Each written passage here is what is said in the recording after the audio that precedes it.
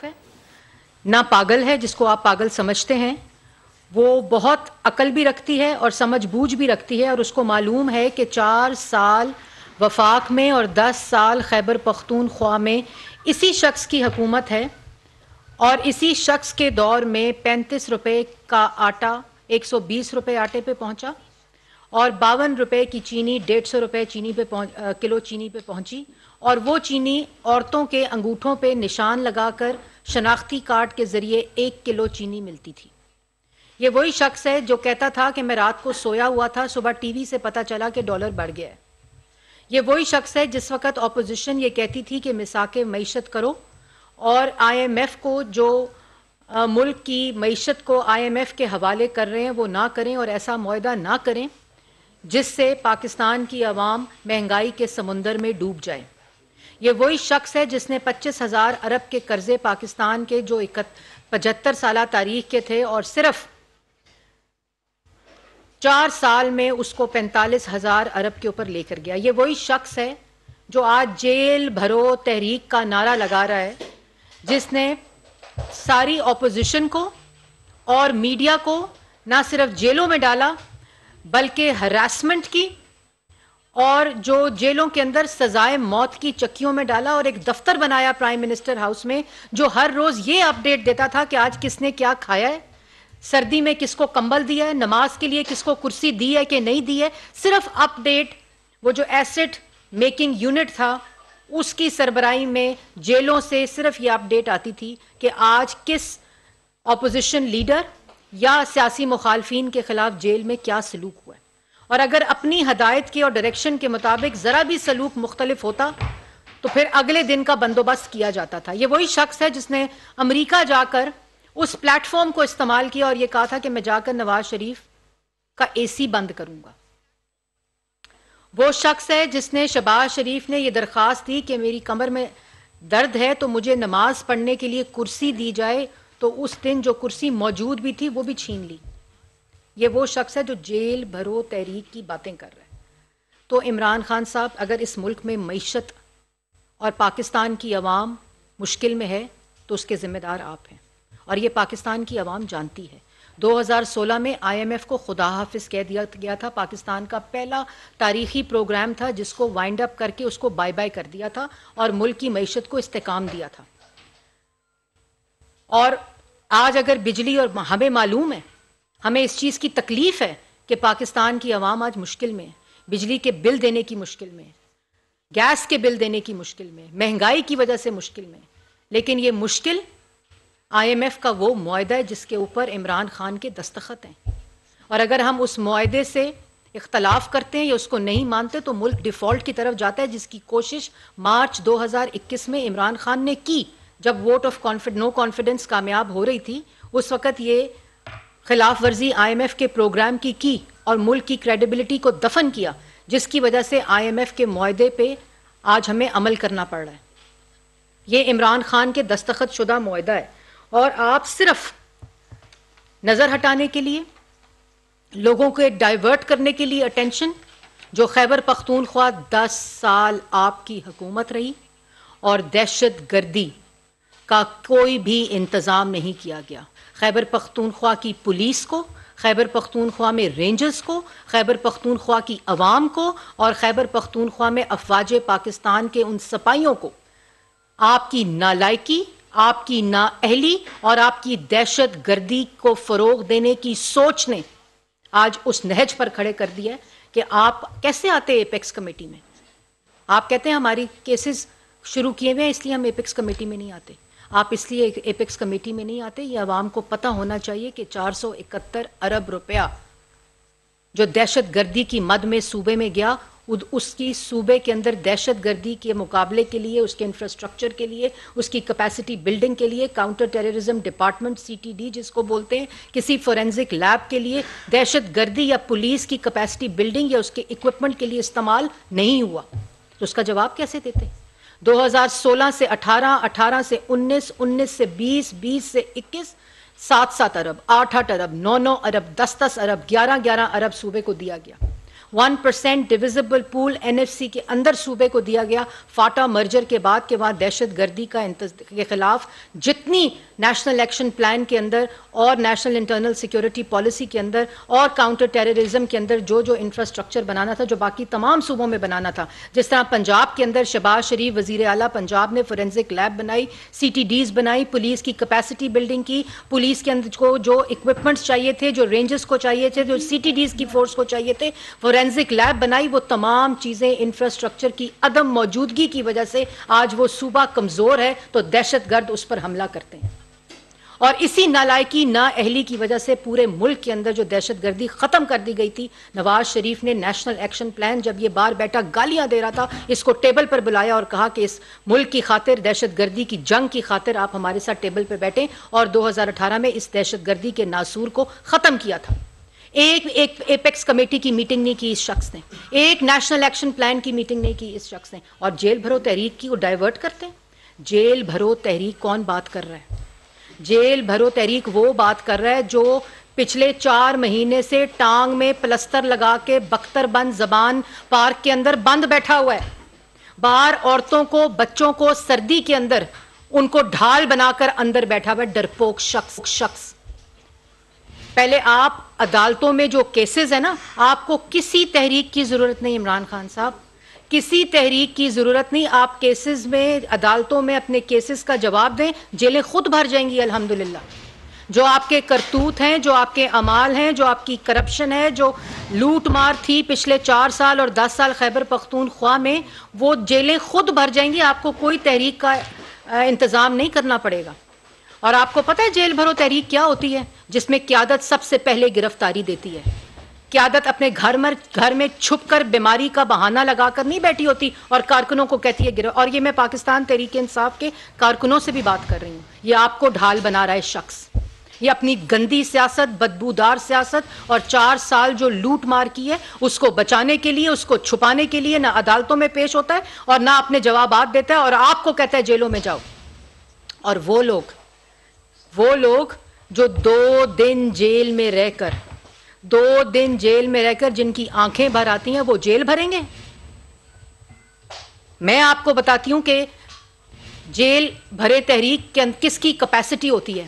وہ لوگ جو اس کی سیاسی انتقام کا نشانہ بنے، جو الحمدللہ عدالتوں میں جواب دیے، ثبوت دیے، اپنی بے گناہیاں ثابت کی، 40 سال کا جواب دیا، اور اس میں چاہے مسلم لیگ نون کی قیادت ہو، وہ کیپیسٹی رکھتے ہیں جیل بھرو تحریک کی. تم جیل بھرو تحریک، اور صرف کچھ نام آپ کے سامنے. آصف علی زرداری صاحب 248 دن جیل میں رہے. فریال صاحبہ عید والے دن ہسپتال سے گھسیٹتے ہوئے لے کر گئے اور جان بوجھ کر ٹی وی چینلز کو کہا کہ یہ فوٹیج دکھاؤ. کسی کی بہن تھی نا، 210 دن جیل کے اندر رہی. نواز شریف صاحب 374 دن جیل کے اندر رہے. مریم نواز شریف صاحبہ 158 دن جیل کے اندر رہیں. رانا ثناء اللہ صاحب 174 دن اس جیل اور اس سزائے موت کی چکی میں رہے جس کے اندر کیڑیاں چھوڑی تم نے. ان کو شوگر کی دوائی نہیں دیتے تھے، ان کی آنکھ کا آپریشن ہوا تھا، ان کو آنکھ کی دوائی نہیں دیتے تھے، اور وہ شیر کا بچہ عدالت آتا تھا تو منہ سے ایک لفظ نہیں نکلتا تھا. آپ لوگوں میں سے کسی نے سنا کہ ایک شکوہ بھی کیا ہو رانا ثناء اللہ صاحب نے؟ مریم نواز شریف صاحبہ جس کمرے میں رہتی تھی، پردے کے اس طرف اس خانہ تھا، باتھ روم بنایا ہوا تھا اور فلش تھا جہاں وہ نماز کے لیے سجدہ کرتی تھی. کبھی منہ سے یہ آواز سنی آپ نے؟ اس کے بعد صفدر صاحب 53 دن جیل میں رہے. خواجہ آصف 176 دن جیل میں رہے. حمزہ شہباز 627 دن جیل میں رہے. حمزہ شریف 627 دن. شاہد خاقان عباسی 222 دن جیل میں رہے. مفتاح اسماعیل 142 دن جیل میں رہے.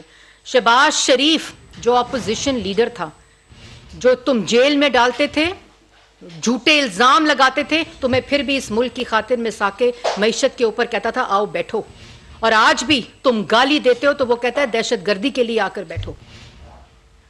340 دن جیل میں رہے. احسن اقبال صاحب 64 دن جیل میں رہے. تو اس لیے تمہیں جیل بھرنے کی تحریک کا اعلان نہیں، تمہیں ڈوب مرنے کی تحریک کا اعلان کرنا چاہیے. عمران خان صاحب تم کس کو بے وقوف سمجھتے ہو؟ تم صرف جیل بھرنے کی تحریک، وہ لوگ اگر تم واقعی جیل بھرو تحریک جو نہ تم میں اہلیت ہے، نہ تم میں قابلیت ہے، نہ تم میں حوصلہ ہے، ایک ڈرپوک شخص، جیسے میں نے پہلے کہا کہ بختر بند زبان پاک کے اندر 4 مہینے سے ٹانگ کا بہانہ لگا کر بیٹھا ہوا ہے، وہ کہتا ہے جیل بھرو تحریک، اور اس پہ سعد رفیق صاحب 462 دن جیل میں رہے، سلمان رفیق صاحب، قمر الاسلام، میں کس کس کا نام لوں یہ، اور پھر میڈیا، میر شکیل الرحمان کو جیل میں ڈالا صرف یہ میسج دینے کے لیے کہ اگر میر شکیل الرحمان جیل میں جا سکتا ہے تو میڈیا کا ہر شخص جیل میں جا سکتا ہے۔ آج غلط موازنہ کیا جاتا ہے، وہ صحافی جو کارکن ہے دوسری جماعتوں کے وہ صحافت نہیں ہوتے، وہ کہیں کہ ہم نے پی ٹی آئی جوائن کر لی ہے۔ میڈیا کی بچیوں کے گھر کے باہر اغوا کر دو، پیٹ میں گولیاں مار دو، پسلیاں توڑ دو، ناک کی ہڈیاں توڑ دو، قلم چھین لو۔ عرفان صدیقی صاحب کو جیل میں ڈالا، میں ہر دفعہ کہتی ہوں کہ ان کو جیل میں ڈالا، خوشی خوشی ہنستے ہنستے جیل میں گئے، اور جس دن رہائی اور بیل کرائی، انہوں نے بیل ہوئی ان کی عدالت سے، جس دن ان کی بیل ہوئی اس دن ان کو جیل کے فرنٹ ڈور سے باہر نہیں آنے کا حوصلہ دیا گیا، ان کو موٹر بائک پہ بٹھا کر پچھلے دروازے سے ہڈیالہ کے ایک پیٹرول پمپ پہ چھوڑ دیا گیا۔ یہ ہے وہ تمام چیزیں جو پاکستان کی عوام کو پتہ ہیں۔ کوئی 2 دن جیلوں میں رہ کر باہر آ کے آنکھیں نہیں بھرتا تھا، اور جن کی آنکھیں 2 دن جیلوں میں رہ کر بھرتی ہیں وہ جیل بھرو تحریک میں حصہ نہیں لیتے، وہ جیلیں نہیں بھرتے۔ اور پھر آخر میں اس سے پہلے کہ فیصل آپ سے بات کرے، آپ کو جواب دینا پڑے گا، معیشت کی تباہی کا دینا پڑے گا، ملک کے اندر دہشت گردی کا دینا پڑے گا، آپ کو یہ جواب دینا پڑے گا کہ آپ نے خیبر پختونخوا کے لوگوں کو کیوں دہشت گردوں کے حوالے کیا، کیوں آپ نے ان کے دفتر کھلوائے، کیوں آپ نے وہ تمام کاؤنٹر ٹیررزم ڈپارٹمنٹس کے انتظامات نہیں کیے، پولیس کو اکوپ نہیں کیا۔ آج ہمارے پولیس والے ہتھیلی کے اوپر رکھ کر شہادتیں دیتے ہیں صرف خیبر پختونخوا اور پاکستان کی عوام کے حفاظت کے لیے، ہمارے سروں کا تاج ہیں وہ، لیکن ان کی حفاظت اور ان کو تحفظ آپ نے دینا تھا، پاکستان کو دہشت گردی کے خلاف تحفظ آپ نے دینا تھا، کیونکہ آپ اس کرسی پر، اس اقتدار پہ مسلط تھے، یہ آپ کی ذمہ داری تھی۔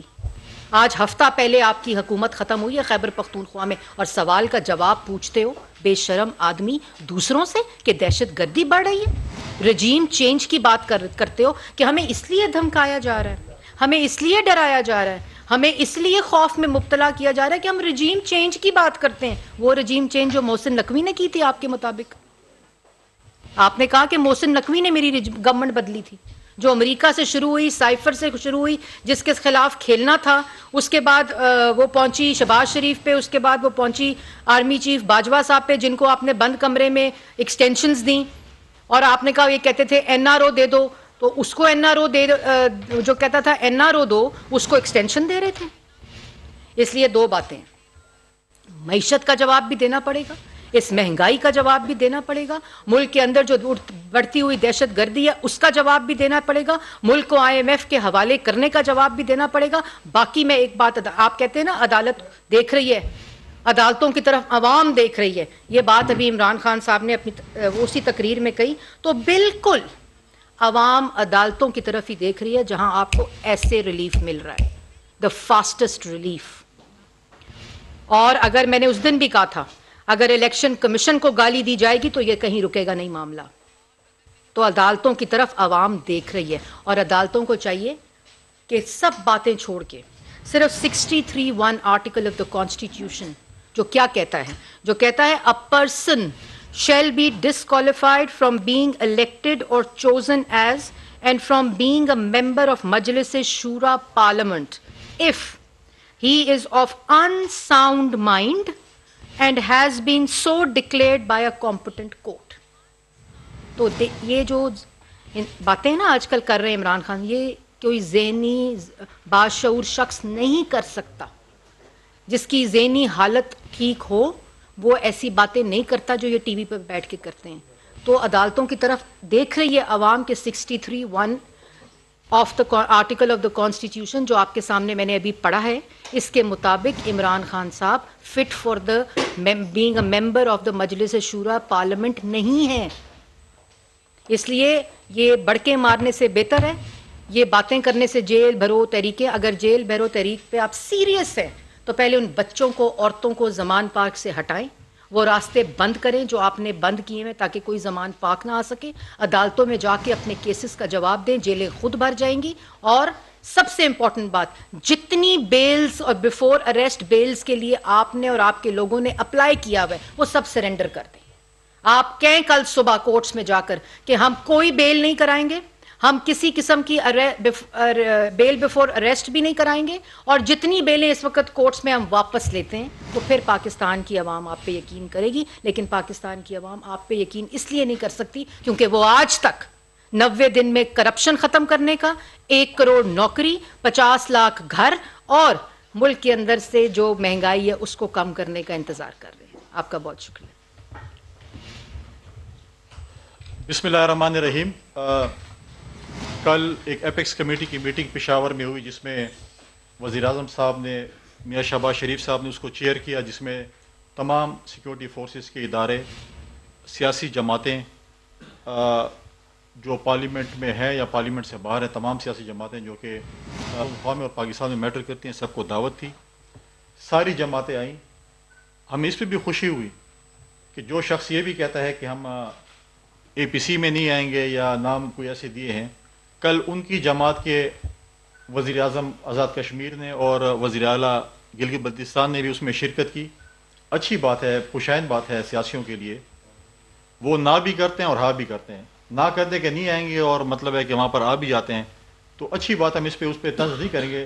اگر پاکستان کی اکانومی کے لیے, دہشت گردی کے خلاف جنگ میں امن امان قائم کرنے کے لیے اگر ہم ون پیج پر ہو ہم سب, تو میرے خیال میں اچھی بات ہے. کل کی بریفنگ میں ہمیں یہ بھی پتہ چلا, جس طریقے سے آئی جی خیبر پختونخوا نے ہمیں بریفنگ دی, یہ وہ آئی جی خیبر پختونخوا ہیں جو کہ ان کی حکومت میں ہی ان کو لگایا گیا تھا, چینج نہیں ہوئی ابھی تک. انہوں نے ہمیں اپنے مسائل سے آگاہ کیا, جس طریقے سے انہوں نے بتایا کہ فرانزک لیب کے متعلق بتایا, اکوپمنٹ کے متعلق بتایا, جو ابھی بتایا کہ 471 روپے جو وفاقی حکومت نے دیے تھے. اس کے علاوہ بھی جو دہشت گردی کے خلاف جنگ تھی, جس وقت ہم نے NFC ایوارڈ کیا تھا, اس میں جو ہے سالانہ تقریباً ان کو جو ہے وہ 70 روپے جو ہے وہ اضافی مل رہے تھے, اور اس وقت تک ملیں گے جب تک نیا NFC ایوارڈ نہیں ہوتا. تو یہ پتہ نہیں ہے کہ یہ پیسے عمران خان صاحب کی حکومت نے کہاں کیے. اور دوسری بات یہ ہے کہ ایک سیف سٹی کا پروجیکٹ انہوں نے شروع کیا تھا, جس کی اس کے بعد جو ہے اس کی انکوائری جو ہے ہماری پروونشل انسپیکشن ٹیم جو ہے انہوں نے کی تھی, اور آج بھی وہ چیف سیکرٹری کی آفس میں پڑی ہوئی ہے, جس میں بتایا گیا کہ 150 ملین کا اس میں غبن ہوا ہے. میں اس وقت نگراں حکومت خیبر پختونخوا سے کہوں گا کہ ان کے جو ریکارڈ ہیں, ان کی جو داستانیں ہیں, صرف یہ نہیں, باقی جس طریقے سے انہوں نے صوبے کو برباد اور تباہ کیا, ایک بدامنی کا کینسر خیبر پختونخوا میں انہوں نے پھیلایا. یہ وہ شخص تھا جس نے کہا تھا کہ میں افغانستان سے 40,000 لوگوں کو یہاں پر آباد کرنا چاہتا ہوں, جس میں 10,000 لوگ جو ہیں وہ عسکریت پسند ہیں. یہ وہی شخص ہے جس نے یہاں پر جو ہے جس طریقے سے وہاں پر مذاکرات کیے, اور یہ گارنٹر کوئی پتہ نہیں تھا کون گارنٹر تھا, جو آج وہاں پر جو بدامنی خیبر پختونخوا میں پھیل رہی ہے وہ سارا جو ہے ان کا کرتا جاتا ہے. ایک دن میں بدامنی نہیں پھیلتی. ہم پچھلے 6 مہینے سے بار بار کہہ رہے تھے کہ خیبر پختونخوا میں بدامنی زوروں پہ ہے, لیکن بات نہیں سنی جا رہی تھی. اور آپ دیکھیں کہ جو ایک افسوسناک واقعہ پشاور پولیس لائن میں ہوا, آج انہوں نے ہمیں بدامنی کا ایک کینسر چھوڑ کے گئے ہیں. وفاقی وزیر اطلاعات مریم اورنگزیب اور وزیر اعظم کے معاون خصوصی فیصل کریم کنڈی اہم پریس کانفرنس کر رہے ہیں.